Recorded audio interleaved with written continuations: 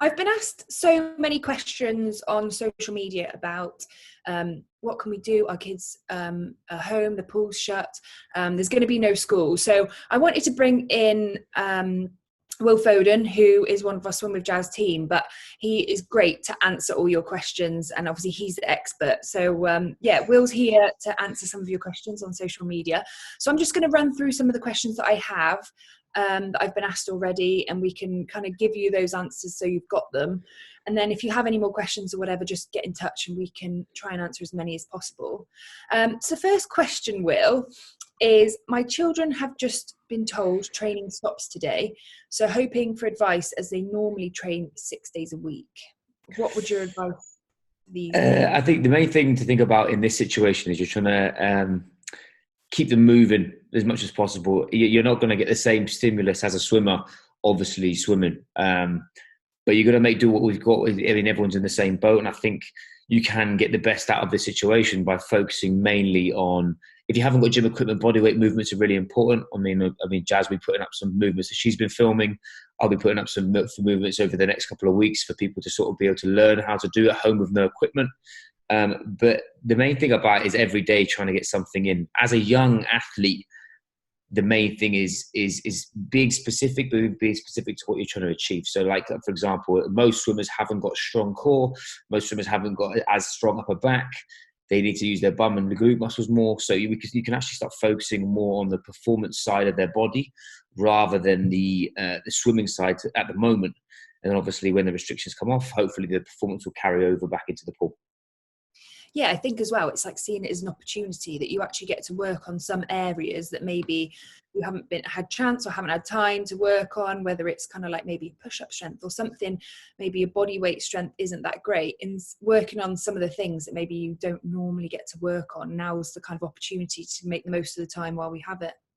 Absolutely. I mean, how many people who are our age who still can't do press-ups? It's a fundamental movement for pressing power, but also that carries over into the pool. So I totally agree. I think we could actually focus this to actually work on your weaknesses, and however long you're going to be stuck at home. If you're a mum or a dad who has got kids, the main thing is to actually set a routine around that activity. So I'm a firm believer that getting a child to train at a certain period in the day will be really important, because then they'll know that it's coming. Setting some boundaries of, right, we do 45 minutes, whether it's going to be, I don't know, speed circuits or aerobic stuff, even going for a run. I mean, obviously swimmers running isn't as comparable to swimming itself, but actually getting you fitter and keeping fitness is actually really important. So, I mean, each day, as long as a child has got, or a young athlete has got some routine, I think we can all get through this and then start pushing forward. Yeah, for sure. So the next question that I have is, 9 hours swimming a week has evaporated. Is there any kit we need while the shops are still open for now? Go buy a full gym for your house. No, I'm joking. Well, I would say the main things that you should get, as in fundamental stuff, is a small resistance band. So you can get, they're about 2 meters long. They're about a meter long. The big loop, you can do band pull aparts and lots of press up stuff with it. I would get a kettlebell. Now, depending on your training age and your age, your actual age, kids between sort of, I don't know, 12 to 14, 16, just get a 10 or a 12. If you're sort of a 16 to 18-year-old athlete, you can actually get yourself a 20. Again, we've got videos to follow that will be showing you how to use those pieces of equipment. If you have got a bit more extra money, I would say get a form of parallettes. You can actually get them off a lot of websites for gymnastics. They're like they look like a stand. You could do press ups on, you could do dips on, you could do abs on, you could do ab exercises, and actually a suspension trainer, so a TRX, really, really, really versatile piece of equipment for the house. You can tie it to the door, you can tie it to a fitting outside. I mean, if you've got the luxury of being able to get rings, again, you can use them in the same respects. You don't need to go and buy a load of dumbbells. You don't need to go and buy it. Obviously, the more equipment you have, the more variety you have. But for normal people that want to just make sure they have a little bit of something in the house, an elastic band, a big one, a kettlebell, and if you want to get a glute band as well, I did mention that a glute band could be really helpful as well. Yeah, because I was even like looking around the house at things that are a bit heavier. Maybe for me, I had a bag of cat food, so things like squats, like I can make the most of some of the heavier things around the house. I guess you don't need to go out and spend loads of money and buy loads of stuff. There are a few bits of equipment that can be really useful, but also there might be a few bits of heavier kind of things in the house, as long as it's safe. I'm not recommending Absolutely, yeah. anything. As long as it's safe. Like you said, if go back to the farmers' ages and get them just doing bales for 2 hours, that'll soon give them some weights. But yeah, I think, like you said, it's just making sure that it's safe. And for the young kids, obviously under parental supervision, but hopefully with the instructions that we're going to send out, you'll have a better idea of how to use the stuff. Yeah. So the next question you've kind of answered, but was what sort of weight kettlebell for my 13-year-old female daughter? This is again, it's the kind of thing you'd ask someone is how long have they trained for? If they've never, ever trained before, I'd go for a light one, between a 10, a 12. Even you could use an 8 because you're looking at form and technique. That's the main thing. Obviously, we're trying to get the feeling of having fitness and actually pushing ourselves. But the main thing at this period is learning movement patterns, because obviously the quicker we can get those down, the safer it is, and the more we can do later on. If you are trained and you have been to the gym before, or you're actually quite strong and you're quite versatile, up to a 16 max, you don't need anything heavier. If you're a male, I'd maybe go a tiny bit heavier because most fellas at that age are a little bit stronger. But again, it's about technique. It's not necessarily about how much you lift. It's how well do you lift it. And if you can control the weight, then it's actually you're strong enough. If you can't control what you're doing and you're just bouncing around, then yeah, that's when it starts to get dangerous. Yeah, for sure. So next question is, my kids normally swim most days. Do we need to alter their nutrition at all? What I would say is the thing you got to think about is a thing called NEAT, non-exercise induced thermogenesis. It sounds posh, but it just basically means all the times that you fidget, you blink, you move, you walk, all the stuff you're not thinking about, that actually is important for you to realize that you're going to have less. So an example would be that in the gym, I'll be walking 18,000 steps a day. If I'm not in the gym, I'll then walk maximum 10 or 11. Now, if that over a couple of days, obviously my energy expenditure is nowhere near as much. So I need to eat a little bit less because otherwise I'm going to start putting weight on. Now, the main things to focus on for a young athlete is a balanced diet. So we're looking at good carbohydrate sources. So your grains, your sweet potatoes, mainly veg is a big one for youngsters. Protein, keeping your protein up. Obviously, you want to keep that lean muscle mass on as much as we possibly can, and your sort of healthy fats. The main things I would say for you to watch out for are for kids to just go snack on stuff. When you're bored, you go and search the cupboards, and when they're bored, no one looks for a salad. I do that. Yeah, and so do I, especially when I'm on holiday. So I think what we need to think about there is, yes, you do, but that's when we talked about having that routine of going to the gym or having a training session of some description. You're then going to alleviate that damage. They're not going to burn as much, no, but on the flip of that, it gives them time to actually grow. And as long as you're providing a healthy, nutritious diet, you'll be fine. As long as you're actually doing stuff. Yeah.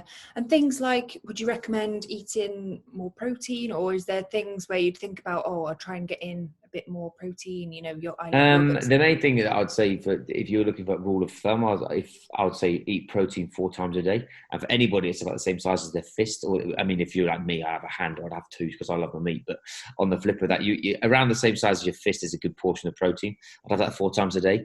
I'd have 2 portions of veg per meal. That could be different veg. And yes, you can have spinach for breakfast. If you have that in an omelette or something, it's not weird. If you just eat spinach just for breakfast, that is weird. And then for your fat sources, I'd keep it simple. I'd be having like a handful of nuts, or I'd be having half an avocado with a salad.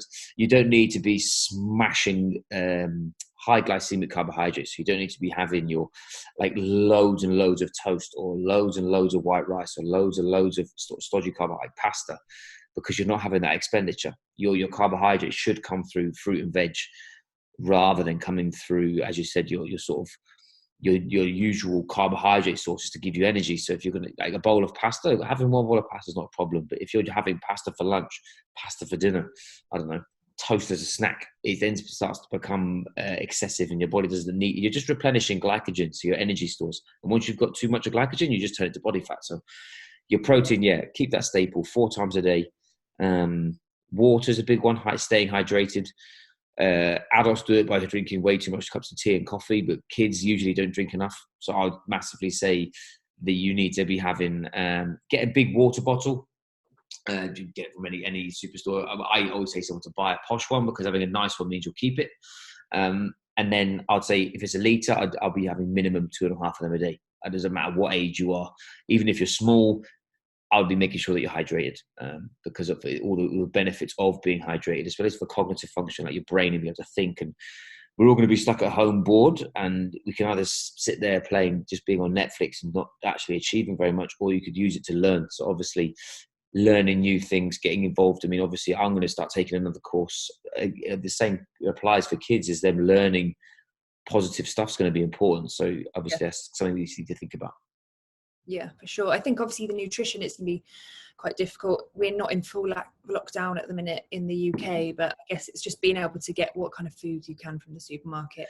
Yeah, and batch cook as well. I mean, I think you don't need to make it extravagant. I mean, the best advice that I'll give to any family is a slow cooker, because you can put a load in there. If you've got 5 chicken breasts or 4 chicken breasts from Asda, put them in a slow cooker, put a tin of tomatoes, 2 peppers and an onion and some fajita spice. You've got chicken fajitas done. And yes, you can have a bit of rice. It's just you're going to have more protein than you are. Instead of you having a massive amount of rice, a bit of chicken, you've got more. Or you can make a chili, or you can make a stew. Or it doesn't have to be like, a lot of people think nutrition comes down to being extravagant. It's not at all. Nutrition's about variety. And nutrition's about making it. It's obviously it's a family occasion. I think actually it sounds really weird, but actually it'd be a good thing for a lot of families to do, is if they're locked in their house, they have to speak to each other. And you having a nice meal together is actually quite important, because I think that's a massive thing for society now, as we just sit on our phones, or we're watching television or on an iPad, or instead of sitting down and actually engaging with each other. So I think, yeah, the nutrition side of things is really important, to have that sort of time together and just get involved with cooking as well is really cool, I think, for kids. Yeah, for sure. So next question was, which resistance bands should I get? If you're going to use them, I would get a small glute band. So a small glute band will be sort of the same size as your hand, around this big. Get a medium one. No one needs an extremely, unless you've got a massive strong bum, which most people don't. You need a really thick one. You can order, they're called glute loops or glute bands. You can get them from nearly any. Wolverson Fitness do one. Maybe for the plug, I'm not sure. There's a few other UK brands that actually sell them. Yeah. You then can, if you're going to do banded exercises, I'd actually get the small ones. So you can get small. They're about 1 meter long, a loop, and they're about 1 inch. When you're actually ordering a power band, it'll be the smallest grade power band. So it'll be a grade 1. The Americans will have it at like £7 to £12 around that neck of the woods. You don't need a really big thick one. If you are lucky enough to have a gym in your house, then you could potentially get some thicker ones, but you don't need them. You could get 2 is probably what I would say to you. If you can get more bands, get 2 small ones, because you can actually tie one onto something and then use it for, I don't know, some T positions or anything like that. So the smallest power band you're looking for. So obviously, I've got my last question that I was going to say. I was hoping to get some advice on exercises if the pool shuts, please. That was one of the tweets I got. So obviously, we're going to share as much as we can and try and give you as much support when you're at home, and as much advice. So this was our first video, just answering some of your basic questions to try and give you some answers and give you a bit of clarity and advice at home. But if you have any other questions, get in touch. We'll be trying to post as much home workouts and things that you can do at home as well to support you. Anything else, Will, or is you happy with that? No, just everyone don't panic. I think there's a lot of people scared and a lot of people making a massive thing out of this. It's a scary time, don't get me wrong. It's something that you have to be thoughtful of, but from a training perspective, it'd be very funny if you went back to years and years ago when we didn't have nice posh gyms and all the supplements and all this stuff. People were still fit, strong and healthy, so we can definitely get through this together. And like I said, this will pass, and use the time wisely. Don't bury your head in the sand.